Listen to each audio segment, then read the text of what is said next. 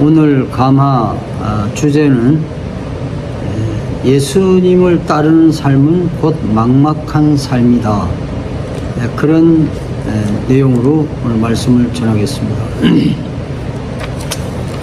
성서는 일단 설교자 자신을 바라보도록 이끈다는 사실을 다시 한번 깨닫게 됩니다. 또 나이를 먹다 보니까 70이 넘어가서 이제 점점 이제 80을 향해 가고 있는 상황인데, 인간은 참 유한한 존재다 라는 걸 새삼 느끼게 됩니다.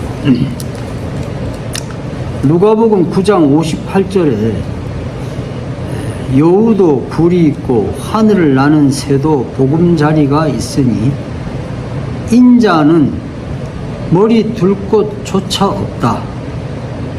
이 말씀을 보면서 예수를 따른다는 것은 참 역시 성공을 위한 길이 아니다는 것, 막연한 삶을 산다는 것, 내일이 막막한 삶, 이런 삶의 연속이 예수님을 따르는 삶이다 라고 믿습니다. 예수님은 역시 유대 사회로부터 거부당하는 삶이었기 때문에 늘 유랑 생활을 했고, 또 저 자신의 인생을 봐도 저도 늘 거부당하는 삶을 살았습니다. 특히 종교의 세계로 들어와서는 더더욱 거부당하는 삶을 살았고, 또 조직 내에서도 내부 고발자의 삶을 살게 됐습니다. 오늘 이 본문을 정한 이유도 예수님의 그 말씀의 그 의미, 참 가슴에 와닿아서 이 말씀을 선택했습니다. 9장 59절에 아버지의 장례를 먼저 치르게 해달라. 이 말씀을 보면서 저는 저 자신이 경험한 사실을 말씀드린다면, 아버지가 갑자기 교통사고로 돌아가시고 이제 3일장을 치른 뒤에 이제 한 며칠 더 있었어요. 있다가 제가 집을 뛰쳐나가 버렸습니다. 왜냐하면 아버지가 그렇게 반대하던 신학원을 가기 위해서였어요. 아버지는 어쨌든 너는 집안을 일으켜야 되기 때문에 신학원 같은 데는 가면 안 된다. 이게 아버지의 정말 유언 같은 말씀이었는데, 저는 그 집안을 일으키는 것이 제 인생의 목표가 될 수가 없었습니다. 그렇기 때문에 아버지가 돌아가시자마자 짐을 싸서 집을 뛰쳐나가 버렸습니다. 어머니는 그런 외아들에게 너무 실망해서 너를 아주 호적에서 파겠다, 그렇게 말씀하셨고, 여동생들도 오빠가 너무 자기밖에 모르는 자기중심적인 삶을 산다 라고 이제 굉장히 분노해가지고 손톱으로 제 등 껍질을 다 그냥 피가 나도록 그냥 파내버렸어요. 그냥 너는 사람이 아니다 이거였죠. 그것이 제가 결국 이 길을 가는 시작이었어요. 9장 61절에 또 예수님을 따르겠다고 한 사람이, 제자가 집안 식구에게 작별 인사를 하고 오겠다고 하니까 예수님이 뭐라고 합니까? 뒤를 돌아보지 마라 그러죠. 저는 이때 만해선사 한용운이 생각났습니다. 한용운 선사께서 어떻게 출가를 합니까? 아내가 만삭이 되어서 미역을 사러 나가면서 그 길로 출가를 하셨어요. 왜냐하면 인간으로서 가장 떠나기 어려울 때 만해선사가 결단을 한 겁니다. 그렇게 해서 그는 스님이 되었습니다. 저 역시 예수님을 체험한 뒤에, 일종의 신체험이죠. 예수님을 체험한 뒤 저도 가족을 떠났습니다. 도저히 떠나서는 안 되는 시점에 떠나게 됐어요. 왜냐하면 그렇게 하지 않고서는 집을 떠날 수가 없었고 전부 외아들인 저만 쳐다보고 있었기 때문에, 그래서 굉장히 큰 상처를 줬죠. 근데 사실 제 삶을 되돌아보니까 사제들의 세계에서도 사제들 간에 오래 쌓은 우정, 인연, 예정을 생각하면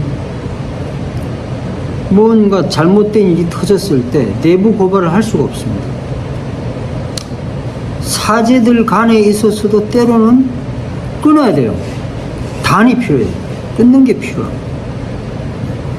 그러다 보니까 좀 이상한 놈이다, 저놈.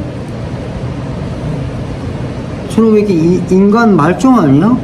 이런 말을 들었고, 정말 어떤 사람들은 또 치를 떨면서 저를 미워하는 사람도 생겼습니다. 근데 종교라는 게 뭡니까? 종교라는 게 결국은 본질을 향해 가는 건데, 본질을 향해 간다는 거는 지속적으로 자기 반성을 하고 또 내부에서 계속 고발이 없으면 종교 조직이라는 게 언제든지 부패하고 무너져 버립니다. 이러니까 때로는 왕따를 당하는 거죠. 왕따를 늘 느껴요. 늘 거부당하고. 그렇지만은 그래도 역시 종교란 게 뭡니까? 자기 자신을 돌아보고 조직을 건강하게 만들어야 된다. 그러지 않으면 다 같이 타락해버립니다. 어떻게 보면 종교인의 삶은 그야말로 떠돌이 생활에 예수님과 똑같습니다. 예수님의 그 오록, 그 도마복음에 보면은 방랑하는 자들이 되어라, 이렇게 예수님이 명령하십니다. 저도 지금까지 살아오면서 한 20번 정도는 이사를 한 것 같아요. 보따리를 쌌습니다. 뿌리 뽑힌 삶, 그야말로 막막한 삶, 이게 아마 우리 종교인의 삶이 아닌가 싶습니다. 제가 스승으로 모셨던 함석헌 선생님이나 장일순 선생님, 이현주 목사님, 하나같이 저에게 가난을 추구하라고 했습니다. 가난해야 된다. 떠돌이 삶이 부자일 수가 없어요. 그래야 늘 깨어 있을 수가 있다. 이현주 목사님이 40대인가 그때 일본에 갈 일이 있어서 비자를 신청했는데 은행 잔고에 230만 원밖에 없어서 비자가 안 나왔다 그래요. 1년 내내 책 쓰고 강연을 다녔는데도 돈이 230만 원밖에 없었다. 그래서 비자가 나오지 않아서 일본을 못 갔다 그래요. 이 세 분이 다 가난해라. 사실 가난하지 않으면 약자의 입장을 이해할 수가 없습니다. 제가 김제성당, 강주 성당 오기 전에 김제성당에 있을 때 신자 회장이 제 월급을 10만 원으로 책정을 했더라고요. 그게 뭘 의미합니까?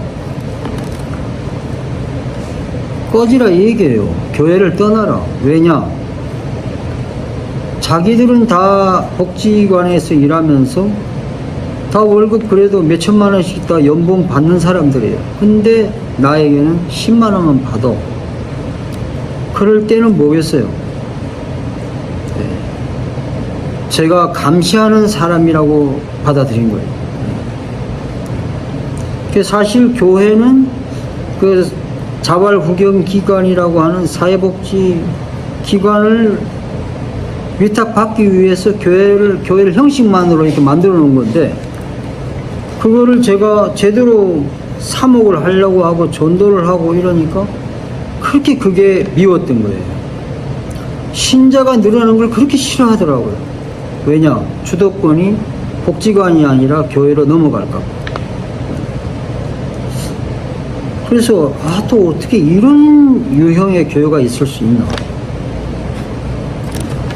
그래서 제가 고민하다가 내부 감사를 해야겠다 선언을 했습니다.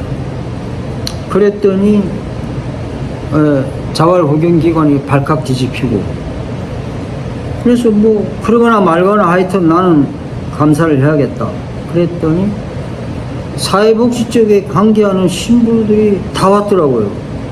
우리는 반대한다고. 왜 반대하냐? 이렇게 되면 성공의 이미지도 나빠지고 뭐라도 하나 나오면 우리는 위탁을 받기 어렵다. 다들 적당히 해먹고 있었던 거예요. 결론은 제가 쫓겨나는 걸로 결론이 났습니다.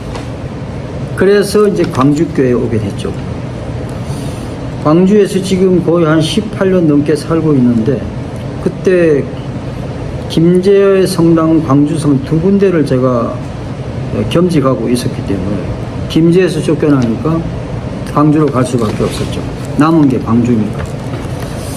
광주로 가면서 제가 그때 결심을 했어요. 한번 좀 월급을 받지 않고 주님이 주는 것만 받고 한번 살아보자. 스승님께서도 가난하게 살라고 했으니까. 한 18년 지금 사는 동안에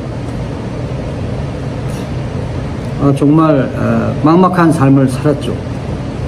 아슬아슬하게 사는 거였지만 또 그렇다 해서 또 굶주려 본 적도 없어요. 할 거 다 하고 살았습니다. 한국 사회는 너무 가난하면 또 정부에서 보장을 해줍니다. 이것저것 도와줘요. 아직까지는 큰 절망 없이 살 수 있었습니다. 저는 그 스승의 그 가난하게 살으라고 하는 그 가르침이 참 얼마나 중요한 가르침이었나 하는 것을 정말 다시 한번 깨닫게 되고, 제 인생에서 뭐 저는 어릴 때 워낙에 좀 먹고 살만한 집에서 컸기 때문에 가난을 모르고 살았고, 뭐 제 아내도 의사의 딸이니까 뭐 가난을 잘 몰랐죠. 그렇지만 다들 가난을 그냥 감수하며 살고 있습니다. 앞으로 남은 생도 아마 그렇게 살 것으로 제가 미루어 짐작할 수 있습니다. 특별한 게 없으니까. 사제로 산다는 것은 예수님처럼 언제든지 보따리 쌀 각오로 살아야 된다는 것. 그리고 그래서 그 결과로 가난하게 산다는 것. 이게 사제의 삶이 아닌가. 오늘 본문 말씀을 읽으면서 저는 다시 한번 제 자신을 돌아보게 됩니다. 끝으로 우리 장일순 선생님 가르침을 소개하고 마치도록 하겠습니다. 장일순 선생님께서 저에게 가르침을 주실 때 메모한 내용 중에 하나입니다. 새끼 요기만 하면 된다. 비록 오막살이에 살고 있더라도 우주의 중심에 있다고 생각해라. 성직자의 생활은 중이하라야 한다. 중이상이면 가난한 이에게 갈 때 부끄러워진다. 이게 우리 장일순 선생님의 가르침이었습니다. 오늘 말씀을 마칩니다.